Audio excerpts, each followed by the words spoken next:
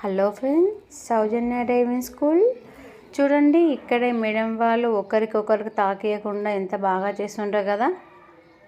అంటే ఒకరు స్లోగా రేజ్ చేయడం, ఒకరు రెండు కాళ్ళు పైన పెట్టి వెళ్ళడము, అట్లా ఒక్కొక్కరు ఒక్కొక్కలాగా ఉంటారు. అంటే ఇంతకుముందు కూడా చెప్పిన ఒక వీడియోలో అందరికీ ఒకేలాగా రాదు, అందరూ కొంతమంది ఫాస్ట్ ఉంటారని కూడా చెప్పాను కదా.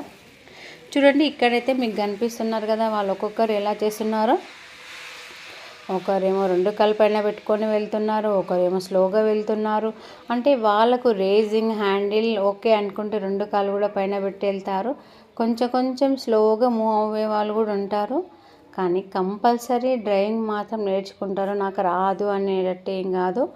ఇక్కడ వచ్చినాక మేము బేసిక్తో కూడా చూపిస్తాం కాబట్టి కంపల్సరీ నేర్చుకుంటాను. మీకు కూడా స్కూటీ నేర్చుకోవాలని ఎవరికైనా ఇంట్రెస్ట్ ఉందా?